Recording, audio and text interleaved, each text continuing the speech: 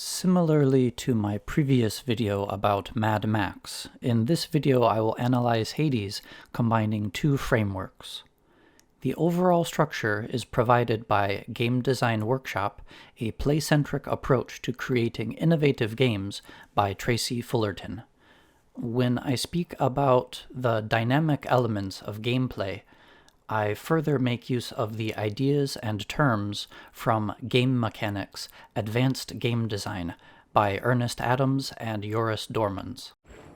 Few tales are told of Hades, whose very name inspires fear and penitence, reminding us of the inevitable fate which we all share. I, however, mean to tell you such a tale. Listen carefully. Hades is an isometric hack-and-slash roguelike game developed and published by Supergiant Games. Development began following the release of their previous title, Pyre, and Hades was initially released as an early access title in December 2018 on the Epic Game Store. This was followed by an early access release on Steam 1 year later, in December 2019. The full version of the game was released in September 2020. Hades is an extremely story-heavy game. Consider this your spoiler warning, although if you are familiar with Greek mythology, you might not find that much that surprises you. In Hades, you play as Prince Zagreus, the son of Hades and Persephone. He is an instantly likable character. He is funny, determined, and interacts sympathetically with everyone he speaks to. Prior to the start of the game, he had been led to believe that Nyx, the personification of night, was his mother. But after discovering that Persephone was his true mother, he determined to escape the underworld and reach her. The game follows his struggle to reach her and learn more about why she left. Besides Zagreus, there is a huge cast of characters. You will interact with Orpheus, the famous Greek singer of legend, and his muse, Eurydice.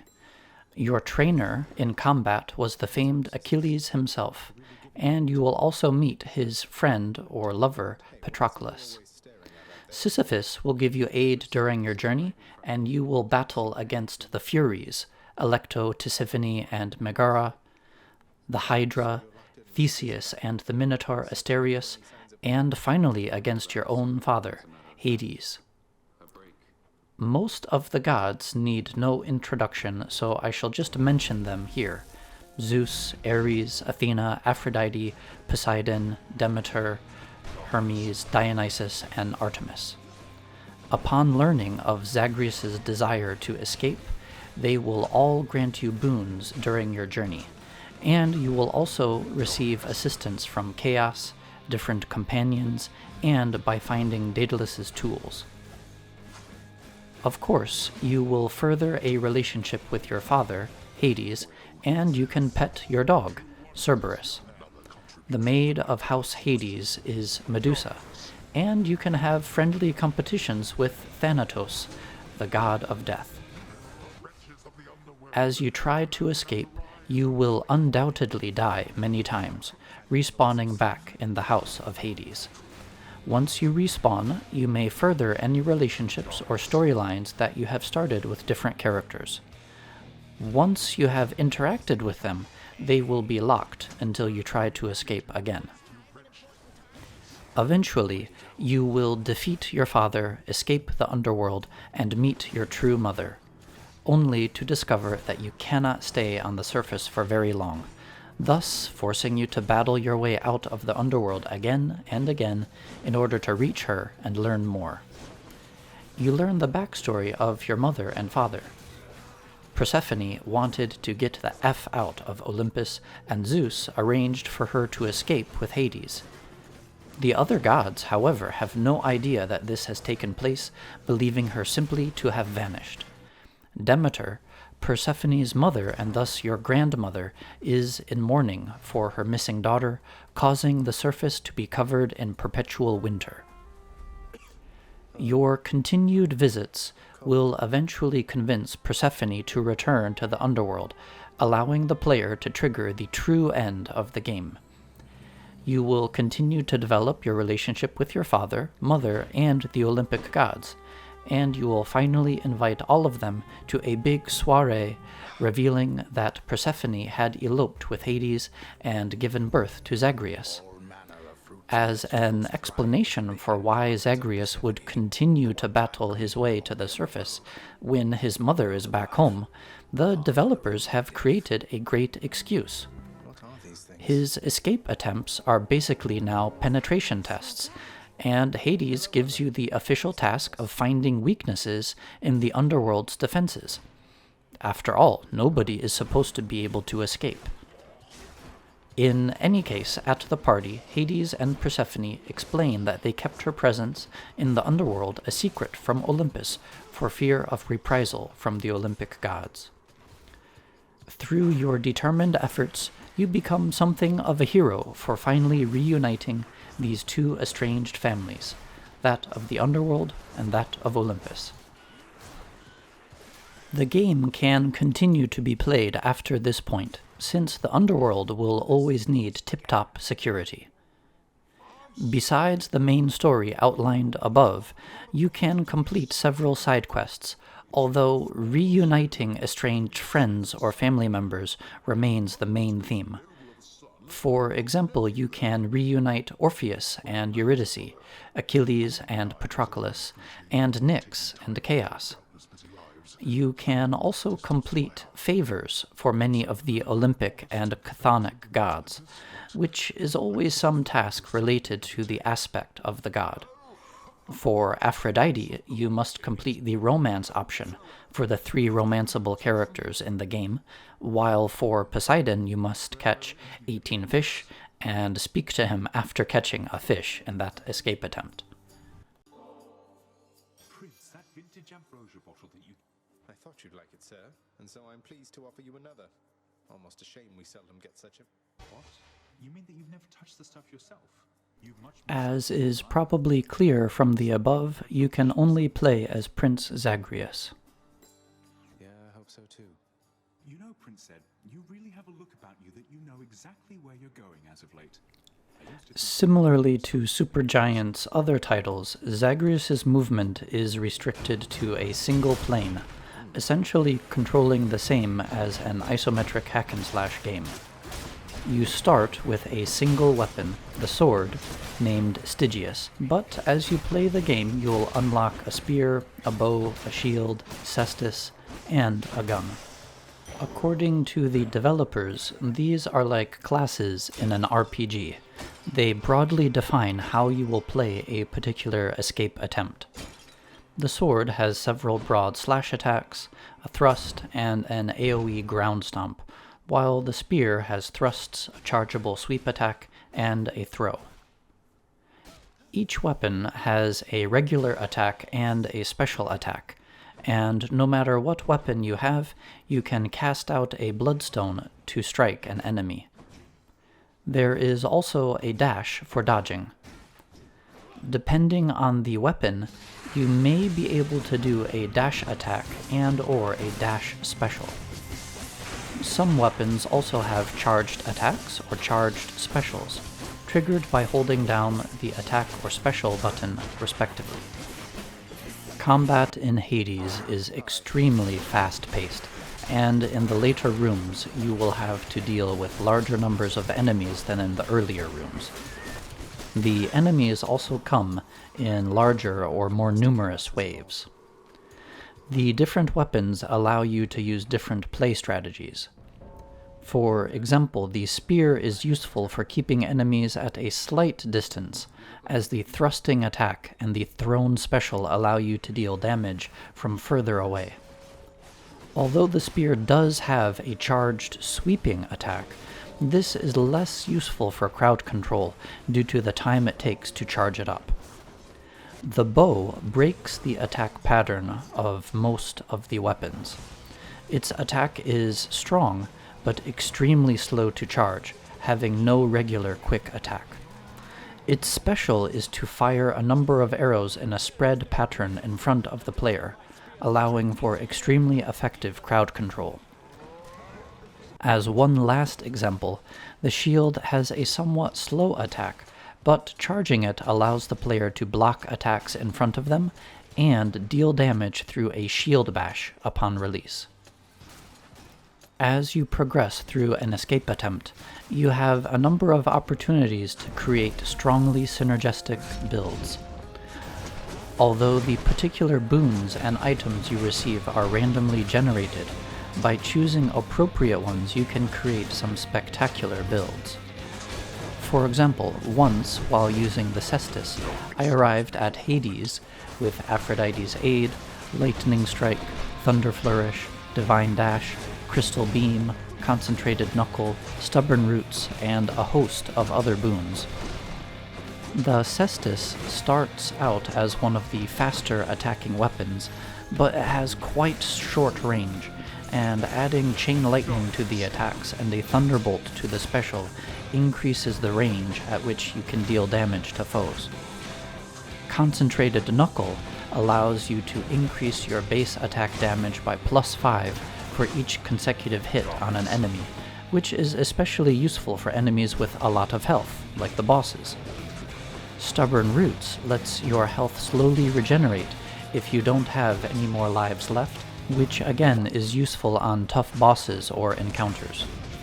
Divine Dash lets you deflect damage received during a dash back at your enemy, allowing you to turn their own strength against them and maintain your health. Since you cannot block with the Cestus, Divine Dash is really useful. Crystal Beam is a cast boon that alters the behavior of your bloodstones. Instead of throwing them, they drop at Zagreus' location and fire a crystal beam that does a small amount of damage every 0.2 seconds. These make the cast a kind of set and forget emplaced weapon. If you buff Crystal Beam with Glacial Glare, causes cast to inflict chill, which slows down enemies, or further combine it with Arctic Blast, applying 10 stacks of chill causes a small explosion, or Killing Freeze, if all enemies are chilled they slow down and decay, you have a quite powerful combination that can be used to control enemies in one area while you deal with another, or for a boss encounter you can drop all of your bloodstones at once to concentrate their damage. You will probably have different weapons that you prefer and different gods whose boons match your playstyle better, but the variety of viable strategies is quite stunning, and it is very satisfying to explore the state space on offer. Regarding the enemies themselves, there is a pleasantly large variety. The first area of the game, Tartarus, features louts, thugs, numbskulls, ringers, and witches, among a few others. Louts are slow-moving drunkards who perform a sudden charge attack. Thugs are large, slow-moving enemies who do a telegraphed club smash, and witches are small enemies who float around the battlefield and periodically cast orbs that will damage you. Most of these enemies can be killed in a few hits, although the louts and thugs usually take more. The second area, Asphodel, features gorgons, different bomb-throwing enemies, and several varieties of skeletons. The skeletons all have different attack styles. Bone Rakers are berserk enemies that attack in combos of 2 to 6 attacks, and Wave Makers hurl crescent-shaped waves at Zagreus. Many of the skeletons and the bomb-throwing enemies will jump around the battlefield, making it difficult to target the same enemy for an extended period. Elysium features mostly different warrior types, bright swords, long spears, and strong bows, who, when killed, become a floating seed that can respawn as a new unit if it finds a discarded weapon. The final section, Temple of Styx, has the only living enemies in the game, rats and satyrs, who both can deal poison damage to the player. In any room in any area, occasionally, enemies will spawn in armored varieties, which means the armor must be chipped away before damage can be dealt to their health. Armored enemies cannot be staggered until the armor is removed, making it necessary for the player to watch for their tells more closely. In a typical room encounter, you will face an initial wave of enemies, and you will have to use your dash, attack, special, and cast to deal with them effectively, dodging their attacks, slamming them into walls for extra damage, maneuvering behind them for a backstab bonus, using room traps against them, and controlling the space around you so you can maneuver as you wish. After they have been dealt with, a second, third, fourth, and sometimes higher wave will spawn in. Once you clear a room, any poison, lava, traps, and enemy projectile attacks instantly disappear, preventing you from accidentally taking damage. You begin your escape attempt by selecting your gear, the weapon, the keepsake, and the companion you'd like. Each escape attempt is composed of a number of rooms. Most rooms have enemies in them, which must all be killed before you can progress to the next room. Other rooms hold NPCs that you may interact with and receive aid from. Others will be simple reward chambers, giving you a boon, health boost, or health replenishment. Still others will allow you to purchase items from Charon. After clearing a room, you must claim your reward. If it is a boon, there will be 3 choices to choose from. Although the sequence of room choices is randomly generated each playthrough, the rooms themselves are hand-designed. The size of the room varies, and there will be well-placed low walls and columns that can block enemy movement, or projectile attacks if placed between the enemy and Zagreus, and a number of different traps as well. The boons that the Olympic gods grant come in several varieties. Each god has 1 boon for each of your main abilities, attack, special, cast, and dash, and additionally a call. Only 1 of these boons may be equipped at a time, but you are sometimes given the chance to swap boons. The call ability must be charged up by dealing or receiving damage, and once it has been charged enough, you may call on that god for assistance. This might take the form of transforming Zagreus into a spinning blade that deals damage in the case of Ares' call, or in calling down lightning strikes that repeatedly damage nearby enemies in the case of Zeus. Besides these 5 boons, each god has 16 other boons. These are organized in different tiers and have different requirements and conditions for appearing. 7 of these boons are duo boons, meaning they require you to have 1 specific boon each from 2 different gods. How do we get the number 7? Although there are 9 gods you can receive boons from, Hermes does not have any duos, and he has no boons in the 5 categories mentioned before, and of course a god cannot have a duo with him or herself. As an example, Demeter and Poseidon have a duo boon called Blizzard Shot, which requires that you have Poseidon's cast boon called Flood Shot, and 1 of Demeter's Aid, Frost Flourish, Frost Strike, or Mistral Dash. Once acquired, when you cast, your bloodstone will move slowly, pierce foes, and fire icy shards around itself. The remaining boons are modifiers of different kinds. They might increase the potency of health increase items or health replenishment items, or they might add their god's signature effect to an action. Poseidon has a boon called Typhoon's Fury, which increases the amount of damage you deal when you slam foes into walls. Most of the gods have a revenge effect.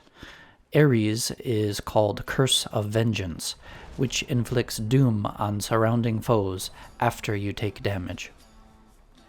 Chaos gives you a unique set of boons to choose from. Each boon has some drawback that will be active for a number of encounters, and after that, the drawback deactivates and you receive the perk of the boon. The drawback or curse is separate from the boon, so you get a kind of randomly generated loot item a la Diablo. You might get Abyssal Soul. Abyssal is the curse name, which means for the next 3 to 4 turns you will take a massive increase in trap damage, between 300 and 400%. Soul is the boon name, which indicates a certain gain in maximum health, between 30 to 80 hit points depending on the rarity. To get a boon from Chaos, you need to enter a Chaos portal, which will cost some amount of health, unless you have the keepsake from Chaos equipped. As you make repeated escape attempts, you will receive different rewards. The boons from the gods disappear once you return to your house, as do any obols you've collected. These are the gold coins placed on the tongue of the dead to pay Charon for the ride into the underworld. Gems, darkness, nectars, keys, titan bloods, diamonds, and ambrosias will stay with you.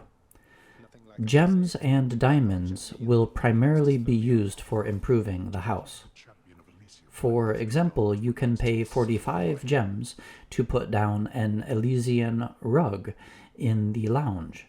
This has no gameplay effects, but allows you to control the look of the house and serves as a sink for this resource. Or you can unlock new songs for Orpheus to play by paying the required number of gems. Generally, projects that affect gameplay require a number of diamonds. You can purchase rest rooms that will appear randomly in different regions, giving you a chance to replenish your health if necessary. But there are many other projects. Hades has been described as having dating sim elements, and this is somewhat true. Each character you can interact with has a heart meter, indicating how much they like you. You can increase their heart meter by giving them gifts. Initially nectar, and after you have maxed out their first rank, usually 4 to 6 hearts, you must give them ambrosia to continue to increase their heart meter. In the early stages of the game, you can also increase their heart meter by having a set number of conversations with them. Increasing an NPC's heart meter has granular benefits. The first heart unlocked will give you a keepsake from that character, which you can carry into battle to receive some perk. Giving them more nectars will unlock additional hearts and reveal more backstory for that NPC, but has no effect on gameplay. For a limited number of NPCs, once all their basic hearts have been unlocked, you must switch to ambrosia to unlock the next tier. The first ambrosia will trigger the NPC to give you a companion keepsake, which functions something like a call. You can use the companion keepsake to receive help on a tough encounter or boss battle. So, Skelly's companion will spawn in Skelly himself, who will aggro the enemies until his health drops to 0. Unlike calls, these companion keepsakes can only be used once per encounter. although by spending ambrosia to upgrade the keepsake, you can increase the number of times per escape attempt that they may be used. Similarly to the conversations, giving a nectar or an ambrosia can only be done once per escape attempt, so you cannot farm ambrosia, then max out your relationship with Achilles, Medusa, or another NPC in one go. Where Hades departs from most dating sims is in the lack of branching paths and in the ability to lose. In typical dating sims, you will be able to take different routes with each character. Some of them will lead to furthering your relationship, while others might actually lead to a loss of connection. None of this is possible in Hades. The closest Hades comes is whether you choose to consummate your relationship with the 3 romanceable characters. Hades has a very basic inventory system. There are no limits regarding the number of resources of any type you can hold, so you will not have to manage inventory slots or spaces. The most you will interact with your inventory is by trading. A trader shade eventually appears in the lounge, and you can sell gems for keys, keys for nectars, nectars for diamonds, diamonds for ambrosia, and ambrosias for Titan Bloods. The trader also sometimes has a limited offer, which might allow you to reverse one of the previous trades, selling Titan Bloods to get ambrosia, for example, or have a better deal, trade 10 gemstones for 1 nectar. Although Hades is a roguelike game, like many roguelikes in the last 11 years, I'm thinking of the games by From Software, Dead Cells by Motion Twin, Salt and Sanctuary by Ska Studios, and many others. Not all the player's progress is lost upon death. You do return to the House of Hades, and you do lose all the Daedalus weapon upgrades, health upgrades, obols, and boons from the gods that you had collected during your previous run, but you don't lose diamonds, keys, Titan Bloods, ambrosias, darkness, or nectars, and some of these are the key to advancing your character. The weapons are all unlocked using different numbers of keys. These are one of the randomly generated room rewards, and you can also trade gems to get more keys at the trader in the lounge in the House of Hades. Titan Bloods are mainly obtained by defeating the Furies and Hades for the first time with a weapon on a particular heat level. We'll talk about heat level later. You will learn more about each of your weapons as you play, and you will eventually find that there are different aspects to each weapon. These aspects can be unlocked and upgraded using Titan Bloods. The gun, Exogryph, has an aspect called the Aspect of Lucifer. Using this aspect changes the bullets into a continuously firing laser beam, and changes the bomb into a small orb of hellfire that deals a small amount of damage each second to an area, and if caused to explode, deals a massive amount of damage to that area.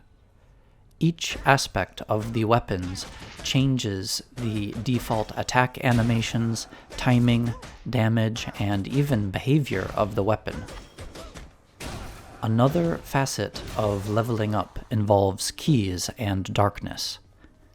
Nyx has given you a Mirror of Night, and you can use keys to progressively unlock more stat modifiers and invest darkness to increase the stat buffs. A buff called Shadow Presence allows you to deal plus 15% damage to enemies at full health. You can increase this buff 5 times, giving you a plus 75% damage. Other buffs alter the chances of receiving legendary or duo boons, change your maximum starting health, or alter how the bloodstones behave. When you first defeat a boss with a weapon, you will receive that boss's unique reward. For defeating the Furies at the beginning and Hades at the end, you get Titan Blood. For defeating the Hydra, you get a diamond, and for defeating Theseus and Asterius, you get an ambrosia. If you attempt another escape on the same heat level with the same weapon, you will receive a reward of darkness instead. In order to unlock the unique rewards again, you need to first complete an escape attempt on the current heat level, from the Furies all the way to Hades, with that weapon, then increase the heat level. Heat is managed through the Pact of Punishment. After defeating Hades the first time, this will unlock. Before leaving the House of Hades on an escape attempt, you can choose from different conditions on the Pact of Punishment. Each condition increases the heat level by some amount.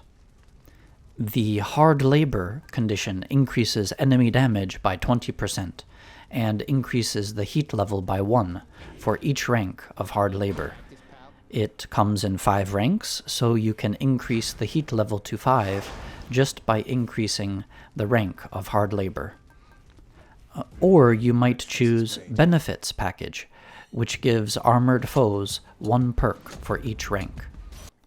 The first rank increases heat by 2, and the second rank increases heat by 3.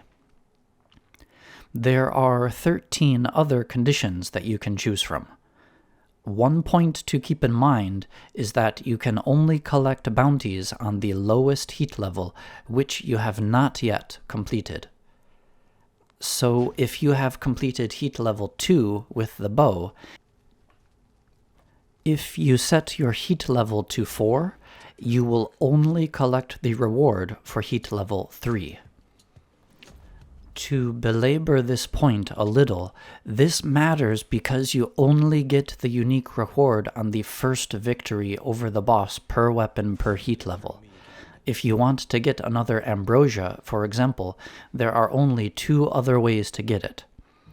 One is by completing a minor prophecy that has an ambrosia as a reward. As you play the game, you will quickly reach a limit, as you will already have completed the easier minor prophecies and only the more difficult ones will remain. Eventually, you might have no minor prophecies left to complete. The other is by completing many escape attempts and farming gems, then progressively trading gems for keys, keys for nectars, nectars for diamonds, and diamonds for ambrosias.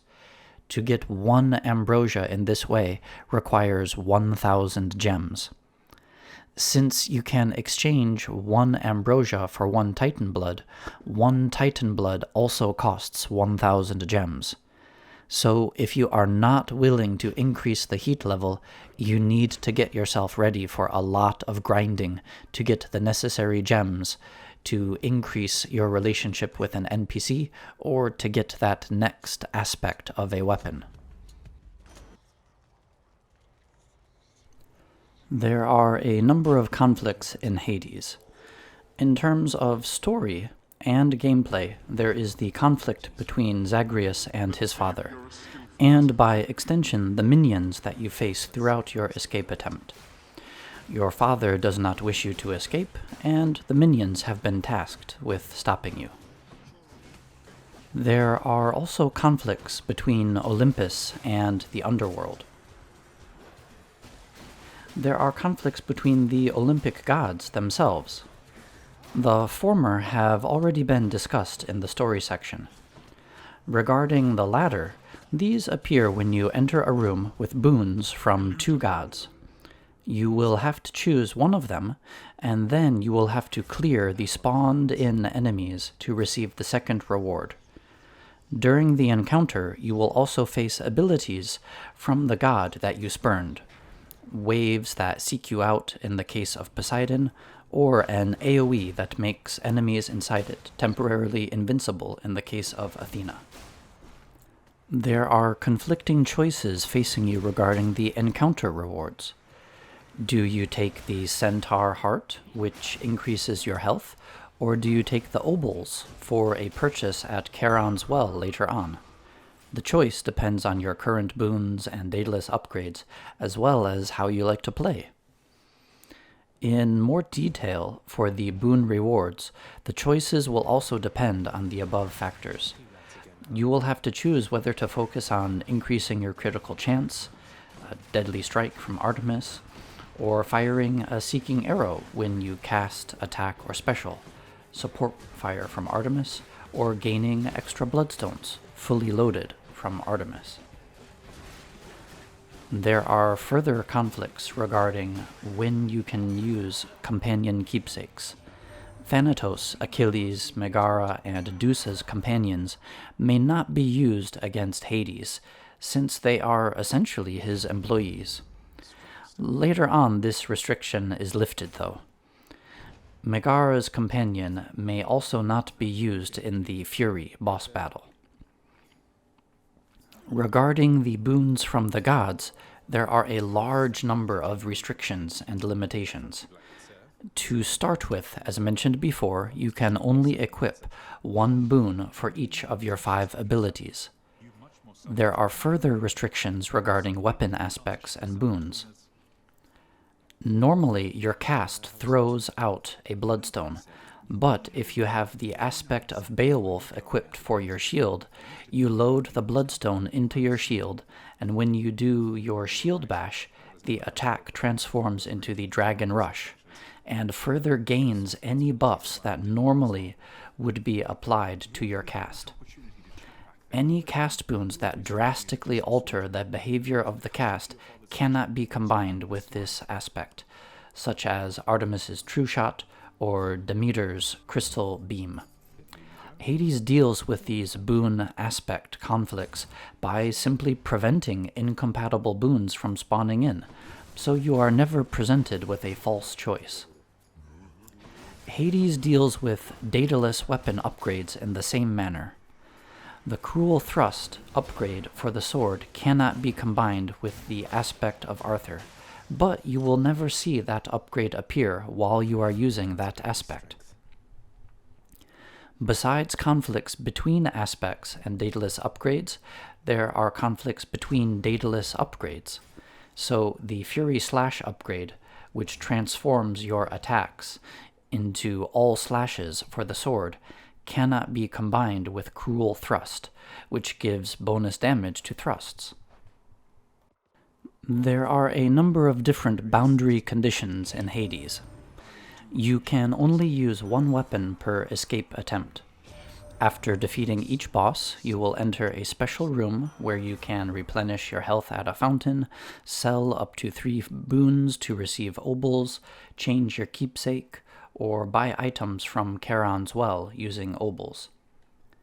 You can also only use one companion keepsake per escape attempt. You are allowed to change your regular keepsake as long as you have not already used it before in that escape attempt. You cannot give nectars or ambrosias to NPCs once you have maxed out their heart meter. Since there are a limited number of Pact of Punishment conditions, you can only increase the heat level up to 63, although you can only collect the unique boss rewards up to heat level 20. Despite the conflicts and limitations mentioned so far, there is a huge host of different possibilities regarding builds. Each escape attempt features one aspect of one weapon, and since there are 6 weapons with 4 aspects each, that yields 24 different ways to play. When you add in the gods' basic boons, I mean the ones for attack, special, dash, etc., you can easily calculate that there are 8 gods each with a boon there, and there are no restrictions that your attack boon imposes on your special, or that your call boon imposes on your dash, etc. So there are 8 times 8 times 8 times 8 times 8, or 32,768 possible combinations. Combining this with the different weapons and aspects gives you 786,432 possibilities. Then there are the duo boons, the second and third tier boons, dependent on different combinations of basic boons, and the boons that are not tied to a specific ability, such as Demeter's Frozen Touch, which inflicts chill on enemies around you after you take damage. These latter boons can be obtained no matter what other boons you have. And we have not touched on Hermes or Chaos's boons, as these do not take up an ability slot. So, while there is a definite limit on how boons, weapons, and aspects may be combined, there is a large state space for the player to explore. There is one main outcome for the game, with several smaller ones for each of the side quests. The main outcome has already been described in the story section, and hints have been dropped regarding the side quests there as well. The dynamic friction pattern appears in a number of different forms. The unlocking of different buffs in the Mirror of Night is one example. Unlocking more and more buffs requires larger numbers of keys, and several of the buffs require progressively larger amounts of darkness to upgrade.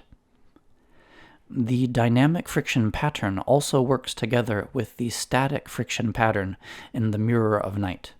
Many of the buffs do not require larger amounts of darkness, but simply the same static payment each time. The static friction pattern appears by itself in the house customization elements.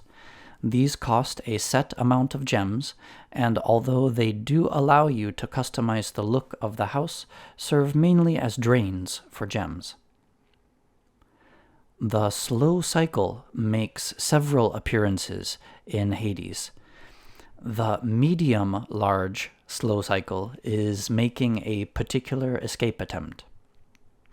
You start in roughly the same state each time, and by the end you have gathered a host of different boons and power-ups, creating a custom build in order to defeat your father and see your mother. This resets when you die, which happens whether you are victorious or not.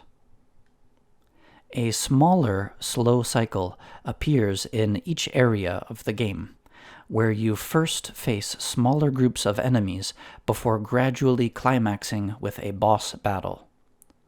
Both these scales of slow cycle also incorporate the escalating challenge pattern, as the difficulty increases as you progress through each area, and also as you approach the final boss.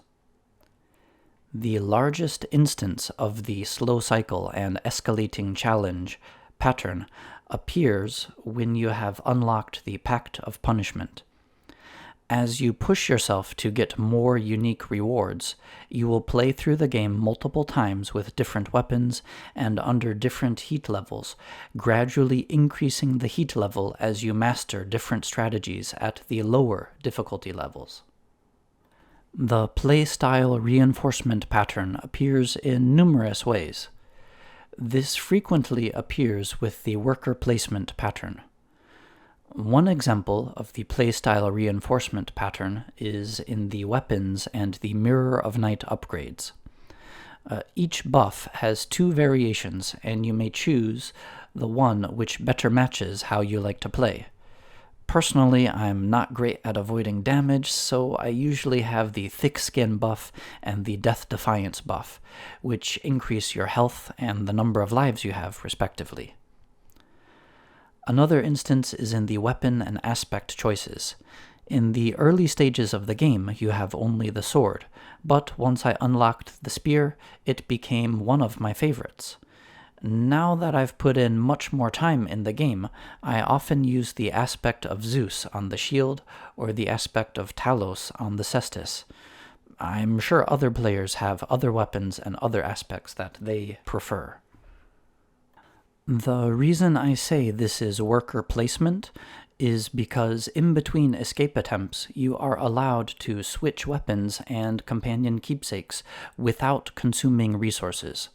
You simply move your choice from one to another.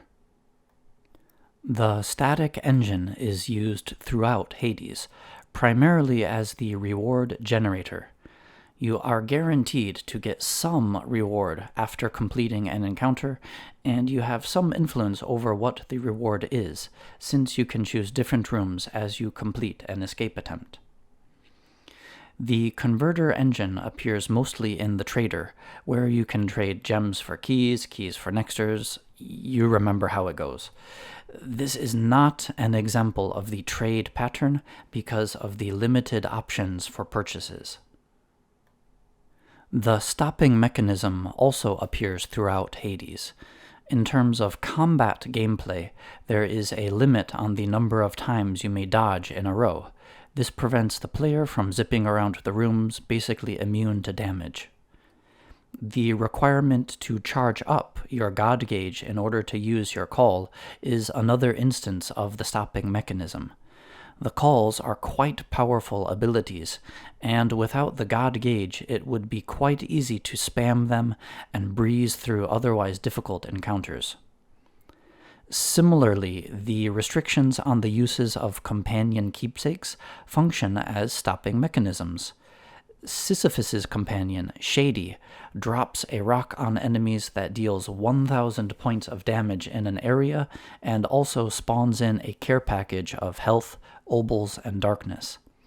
Since this can only be used once per combat encounter and a maximum of 5 times per escape attempt, the player is prevented from abusing it. The stopping mechanism also appears in NPC interactions throughout the game. As mentioned before, you can only interact once with an NPC in the House of Hades, and you can only give one gift to that NPC or god per escape attempt. While this is an instance of the stopping mechanism, the brilliant thing is that it actually encourages you to make another escape attempt in order to progress the story or deepen your relationship. At the time of writing this, I have spent close to 100 hours with Hades. The controls are smooth and responsive, and the combat feels great. You never feel totally overmatched, but you never really feel invincible either. Throughout over 100 escape attempts, I never came across a build that I felt broke the game, although I have found many builds that I'd like to try to recreate. As someone who is quite familiar with Greek mythology, I had a strong intuition for where the story was going early on, but I thoroughly enjoyed speaking with the characters and the gods. They are voice acted wonderfully, and the dialogues do not overstay their welcome. And the way that players are encouraged to make just one more escape attempt in order to progress the story or further a relationship is brilliant. Overall, the design of the game is solid, and the mechanics work together to produce a thoroughly enjoyable experience time after time, play after play.